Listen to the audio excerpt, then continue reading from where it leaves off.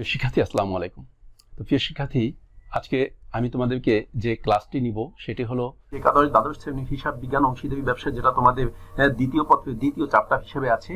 এই চ্যাপ্টার থেকে আমি অনেকগুলো অঙ্ক তোমাদের দিয়েছি। তো আজকে যে জিনিসটা আলোচনা করব, অত্যন্ত গুরুত্বপূর্ণ যে বিষয়, সেটা হলো প্রত্যাভূত বা নিশ্চয়তা সংক্রান্ত কিভাবে করতে হয়। প্রিয় শিক্ষার্থী, নিশ্চয়তা সংক্রান্ত ভিতরে একক নিশ্চয়তা আছে, যৌথ নিশ্চয়তা আছে। তবে আজকে আলোচনা করব তোমাদের যৌথ নিশ্চয়তা এবং এই নিশ্চয়তা জিনিসটা কি, এটা কিভাবে ডিটেলস আমি তোমাদের সাথে আলোচনা করব। তোমরা একটু ভালোভাবে শুনলে আমার মনে হয় যে নিশ্চয়তা অঙ্ক নিয়ে তোমাদের কোনো সমস্যা হবে না। নিশ্চয়তা জিনিসটা কি, এই জিনিসটা কিন্তু তোমাদেরকে বুঝতে হবে। সেই ক্ষেত্রে আমি ডিটেলস আলোচনা করে দিচ্ছি।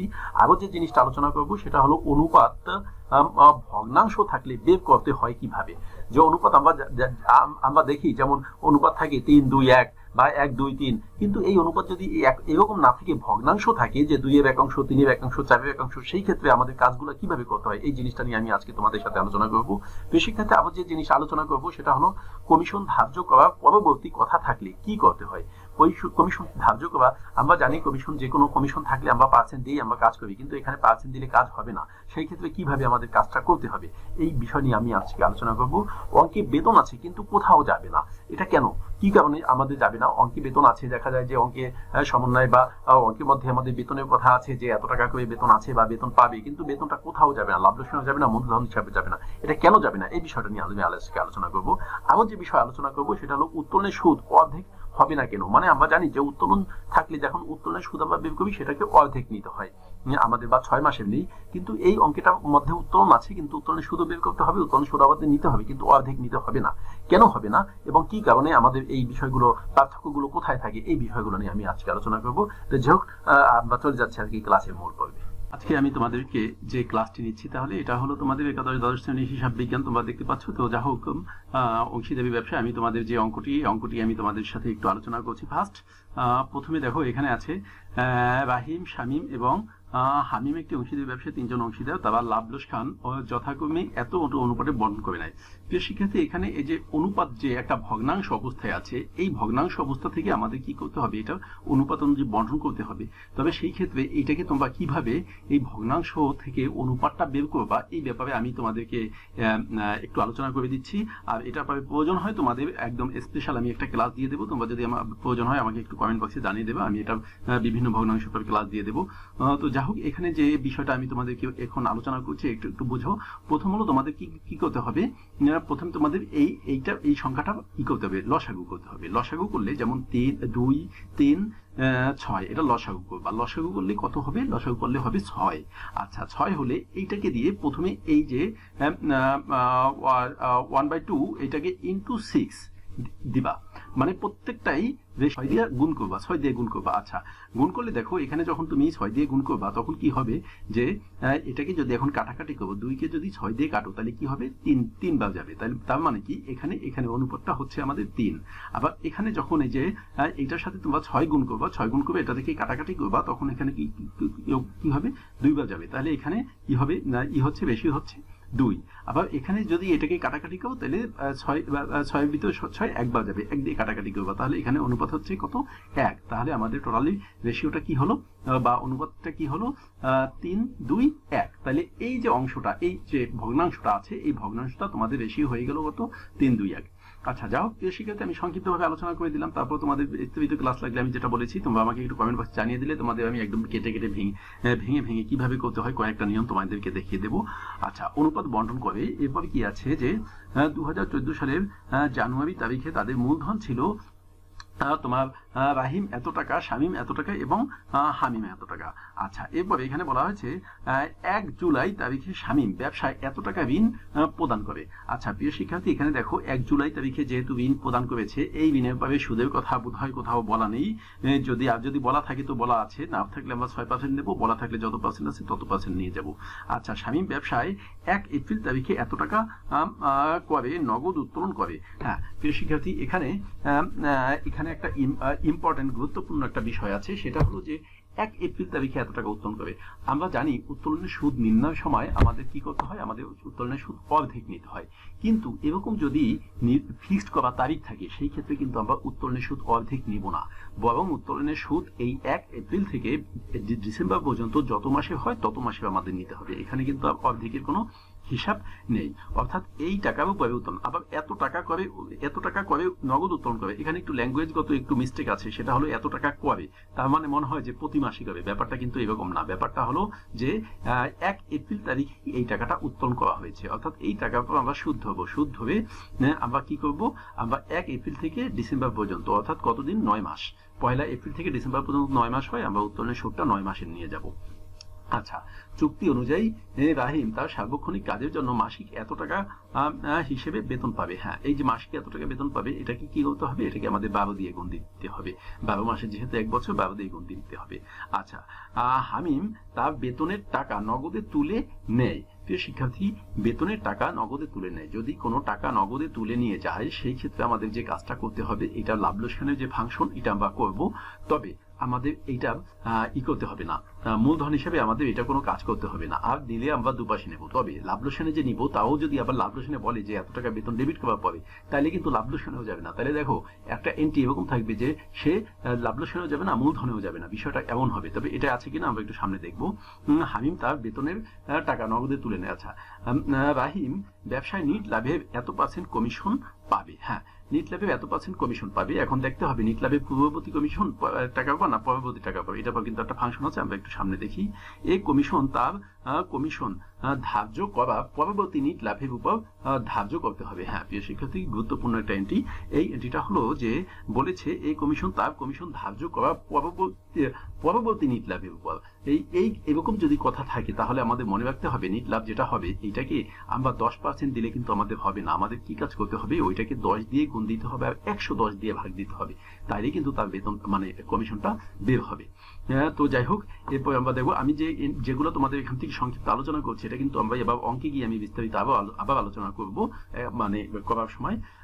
তো অংশীদারগণের মূলধন উত্তোলন ও ঋণের উপর বার্ষিক 10% হারে সুদ ধার্য করতে হবে। হ্যাঁ প্রিয় শিক্ষার্থী, ওই যে ঋণের কথা বলছিলাম, ঋণের কথা এখানে বলে দিয়েছে 10%, মূলধনের উপর 10%, উত্তোলনের উপর 10%, সবগুলো 10% সুদ নেব, যা হোক অসুবিধা নেই।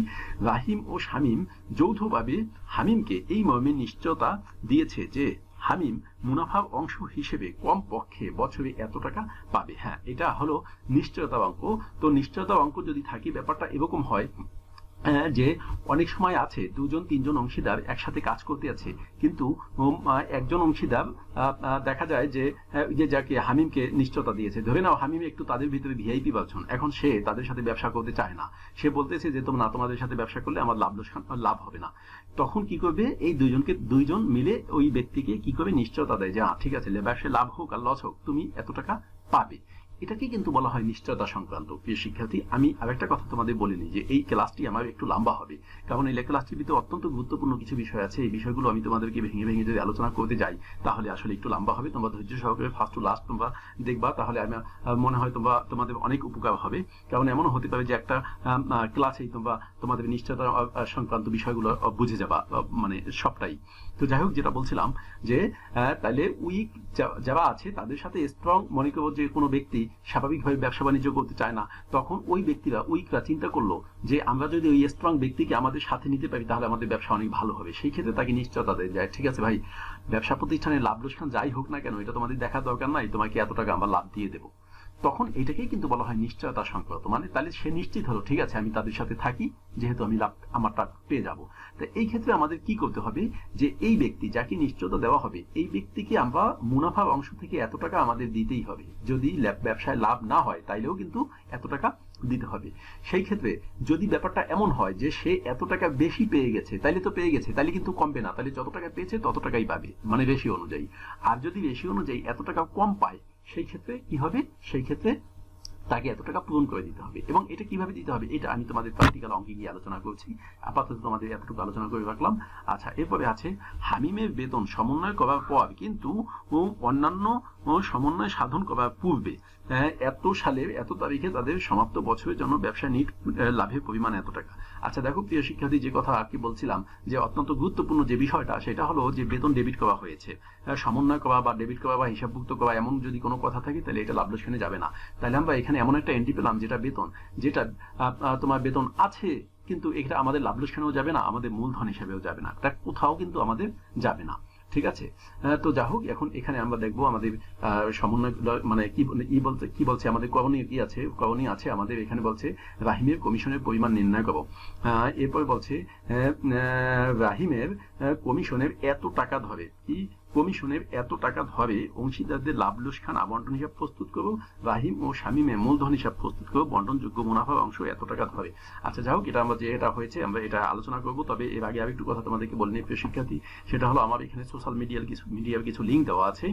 যেমন আমার ইউটিউব চ্যানেল এবং ফেসবুক গ্রুপ, ফেসবুক পেজ সবগুলোই কিন্তু ফেমাস টিপস। এই ফেমাস টিপস লিখে সার্চ করলে কিন্তু তোমরা আমার সাথে স্বাভাবিকভাবে কানেক্ট থাকতে পারো। সেই ক্ষেত্রে আমি হয়তো তোমাদেরকে অন্যভাবেও আমি তোমাদের পড়াশোনার ব্যাপারে বেশ কিছু হেল্প করতে পারবো। তো যাই হোক, আমরা তাহলে চলে যাই আমাদের অঙ্ক। তো এখানে বলেছে কমিশনের পরিমাণ নির্ণয় করতে। কমিশনে এখানে যে কথা বলেছিল যে রাহিম ব্যবসায় নিট লাভে 10% কমিশন পাবে। এই যে 10% কমিশন পাবে, এই কমিশনের কথা বলেছে কি যে তার কমিশন ধার্য করার পরবর্তী নিট লাভের উপর ধার্য করতে হবে। তাহলে আমাদের এই যে কমিশনটা এখানে আছে, যে অঙ্কে যেটা আছে কমিশন মানে মোট লাভ দেখো 4,40,000। এই 4,40,000কে আমাদের কি করতে হবে, 10 দিয়ে গুণ দিতে হবে, 110 দিয়ে ভাগ দিতে হবে। তাহলে আমি এখানে তোমাদের জন্য ক্যালকুলেশন করে ফেলছি। তো এটা কি হবে, আমাদের এই যে মোট লাভ যেটা আছে আমাদের 4,40,000 টাকা, 4,40,000 টাকাকে 10 দিয়ে গুণ দিতে হবে, 110 দিয়ে ভাগ দিতে হবে। তারপরে যেটা হবে এটা হবে রাহিমের কমিশন। আচ্ছা, 10 দিয়ে ভাগ দিতে হবে কেন? কারণ হলো একটা বিষয় হলো, দেখো যে এই বলেছে এখানে যে কথাটা তোমাদের বলেছে যে তার কমিশন ধার্য করা পরবর্তী নিট লাভের পর যদি পরবর্তী থাকে, তাহলে তোমরা মনে রাখতে হবে যে পার্সেন্টকে 100-র সাথে 10 যোগ করতে হবে। মানে যত পার্সেন্ট থাকবে তত 100-র সাথে যোগ করতে হবে এবং ওইটা দিয়ে ভাগ দিতে হবে। যদি 5% বলতো তাহলে 5 দিয়ে গুণ, 105 দিয়ে ভাগ, এরকম। এবং এটা উপরে আরো বিস্তারিত আলোচনা আমি প্রয়োজনে অন্য ক্লাসে করবো, কারণ এই ক্লাসে এমনিতেই অনেক বেশি কথা বলতে হবে, ক্লাস অনেক লম্বা হয়ে যাবে। তো দেখো প্রিয় শিক্ষার্থী, নেক্সট আমাদের আছে কি, তোমাদের নেক্সটের অঙ্কটাকে বলেছে যে রাহিমের কমিশনের এত টাকা ধরে অংশীদারদের লাভ লোকসান আবন্টন হিসাব প্রস্তুত করবো। তো দেখো এত টাকা ধরে বলছে, তার মানে কি এত টাকাই কিন্তু হয়েছে, ঠিক আছে, ওইখানে এই কথাটা না বললেও হতো। তো যাই হোক, একটু এক্সট্রা কথা বলা হয়েছে ওইটা। তো আমরা চলে যাই আমাদের খ নাম্বারে বলা হয়েছে যে এত টাকা ধরে। তাহলে আমরা কি করবো, মূলধনের সুদ আমরা লিখবো। রাহিমের কমিশনে এত টাকা ধরতে বলা হয়েছে, ওই যে কমিশনটা এখানে আগেই তোমাদের দেখিয়ে রাখি যে কমিশনটা এত টাকা নেওয়া হয়েছে। আচ্ছা, মূলধনের সুদ কিভাবে নির্ণয় করবো এটা তোমাদের অন্য ক্লাসে আমি দেখিয়েছি। তোমরা আপাতত জানো যে মূলধনের ভাবে সুদ ধরে তোমরা এখানে নিয়ে যাবা, শর্টকাট করে আমি আলোচনা করলাম। আচ্ছা, শামীমের ঋণ হিসাব। এখন ঋণ হিসাব, আমাদের ঋণের যে সুদ হয়, ঋণের সুদ আমাদের এখানে বলছে, আমাদের অঙ্কেই বলেছিল, আমাদের এখানে 10%-এর কথা বলে দিয়েছে ঋণ 1,60,000 টাকা। এই 1,60,000 টাকা পর 10% ধরবা, 10% হবে। তারপরে যেহেতু এটা পয়লা জুলাই এনেছে, তাহলে 6 মাসের সুদ নিতে হবে, মানে অর্ধেক সুদ নিতে হবে। সেক্ষেত্রে তোমরা সুদ নিয়ে যাবো অর্ধেক, 8,000 টাকা হবে। আচ্ছা প্রিয় শিক্ষার্থী, আরেকটা হলো এখানে ওই যে উত্তোলনের সুদের যে ব্যাপারটা আছে, এখানে 30,000 টাকা পয়লা এপ্রিল এনেছিল। তো এটা সম্পর্কে আলোচনা করতেছি আমরা। তো এখান থেকে দেখো, তাহলে আমাদের এইটা কাজ হয়ে গেল, এই ঋণের সুদের কাজ হয়ে গেল, কমিশনের কাজ হয়ে গেল। এখানে যাওয়ার মতো এন্ট্রি ছিল কি বেতন, কিন্তু বেতন বলা হয়েছে ডেবিট করার পরে বা সমন্বয় করার পরে, এই কারণে কিন্তু বেতন এখানে যাবে না। আচ্ছা দেখো প্রিয় শিক্ষার্থী, এই পাশে আমরা কি করবো, নিট লাভটা আমরা নিয়ে যাবো, যেটা আমাদের আছে 4,40,000 টাকা। এর সাথে আমরা কি করবো, উত্তোলনের সুদ নেবো। এখন দেখো প্রিয় শিক্ষার্থী, উত্তোলনের সুদের কাজটা কি করতে হবে, উত্তোলন করা হয়েছে 30,000 টাকা। এটা করা হয়েছে কি কত তারিখে, পয়লা এপ্রিল হলে এপ্রিল থেকে ডিসেম্বর পর্যন্ত আমাদের 9 মাস। তাইলে আমরা কি করবো, এই 30,000 টাকা পরে আমাদের 10% সুদ হয় কত, 3,000 টাকা।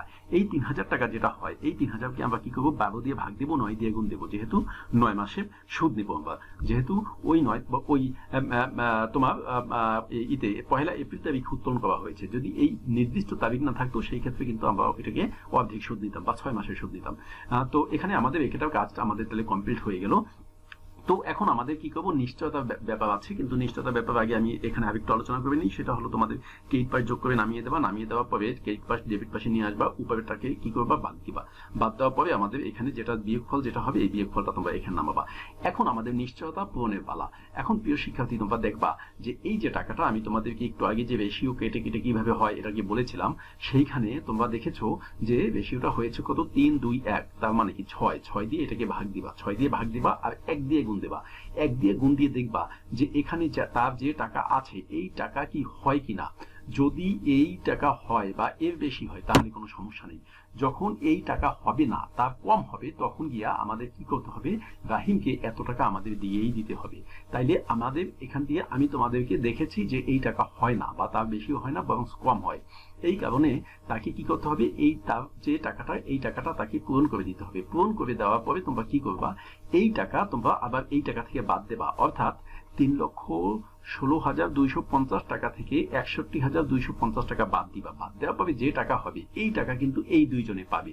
যেহেতু তাকে যে কথা দেওয়া হয়েছে ততটুকু টাকা তো তাকে পূরণ করে দিতেই হবে। দেওয়ার পরে যে টাকা, ওই টাকা হলো তো বাকি দুজন পাবে, রাহিম পাবে আর শামীম পাবে। এখন আমাদের কি করতে হবে, যে ও টাকা দেওয়ার পরে এই টাকা থেকে এই টাকা বাদ দেওয়ার পরে যে টাকা হবে, এই টাকাকে আমরা কি করব, যেহেতু ওদের রেশিও হলো এরা ছিল 2 আর এরা ছিল 3, তাহলে 3 আর 2 সমান যোগ করে 5, এই 5 দিয়ে ভাগ দিতে হবে, 3 দিয়ে গুণ দিতে হবে, তাহলে যেটা হবে এটা পাবে এই ব্যক্তি। আবার 5 দিয়ে গুণ 2 ভাগ 2 দিয়ে গুণ, তাহলে পাবে এই ব্যক্তি। এভাবে আমাদের দেখা যাবে এই তিনটাকে এখন যোগ করবা, যোগ করে দেখবা যে আবার গিয়ে এই টাকাটাই হয়েছে। এবং এই যে আলোচনাটা আমি করলাম, এটা কিন্তু তোমাদের একটু নিচে নোট দেওয়া আছে, এটা সম্পর্কে আমি আবার একটু এখান থেকে দেখিয়ে দিই তোমাদের। যেমন যে প্রথম কথা হলো উত্তোলনের কথা বলেছিলাম, উত্তোলনের সুদ কিভাবে নির্ণয় করো, যেখানে দেখে দেওয়া আছে। আর বন্টনযোগ্য মুনাফাংশ, এটা দেখো, এই যে বলা হয়েছে হামিম, এই হামিমকে নিশ্চয়তা মোতাবেক সে পাবে এত টাকা, এই এত টাকা তাকে দিলাম। দেওয়ার পরে মোট লাভের অংশ থেকে এই টাকা বাদ দিব, বাদ দেওয়ার পরে যেই টাকা হবে, এই টাকা বাদ দেওয়ার পরে হয়েছে কত টাকা, দেখো 2,55,000 টাকা হয়েছে। এই 2,55,000 টাকাকে 5 দিয়ে ভাগ দেবা, 3 দিয়ে গুণ দেবা, তাহলে এ পাবে, রাহিম পাবে। আর 5 দিয়ে ভাগ 2 দিয়ে গুণ, তাহলে শামীম পাবে। আচ্ছা, এটা কেন করা হয়েছে, কারণ ওর অংশ ছিল 3 আর ওর অংশ ছিল 2। যাই হোক শিক্ষার্থী, তাহলে আমাদের লাভ লোকসানের হিসাবটা আমাদের হয়ে গেল, নিশ্চয়তার শর্ত আমরা পূরণ করে ফেললাম। এরপরে আমাদের অঙ্কে কি বলছে, এরপরে আমাদের অঙ্কে যে কথা বলা হয়েছে সেটা হলো আমাদের রাহিম ও শামীমের মূলধন হিসাব প্রস্তুত করতে, এবং দুজনের মুনাফা অংশ আমাদের এখানে যেটা দিয়ে দিয়েছে এইটা।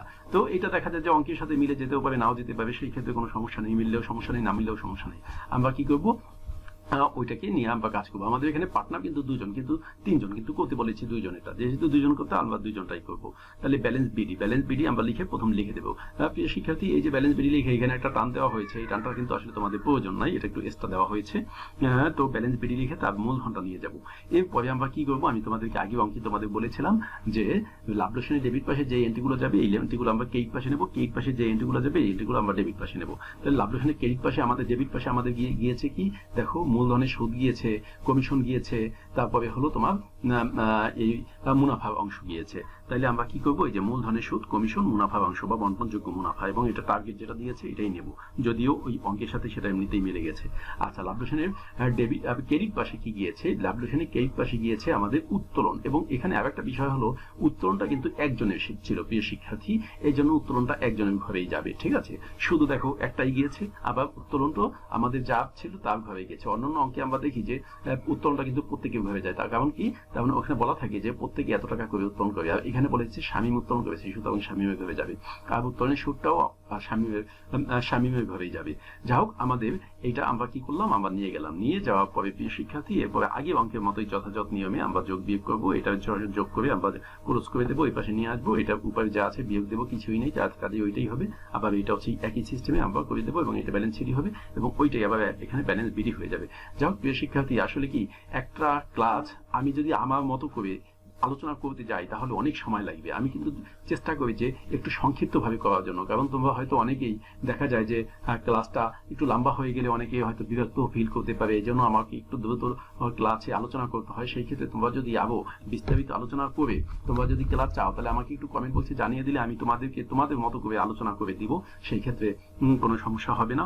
এরপরে যদি কোনো সমস্যা থাকে আমাকে কমেন্ট বক্সে তোমরা জানিয়ে দেবা। তো যাই হোক, আমি তোমাদেরকে ধন্যবাদ জানিয়ে আমি এই ক্লাসটি এখন শেষ করলাম। আল্লাহ হাফেজ, আসসালামু আলাইকুম।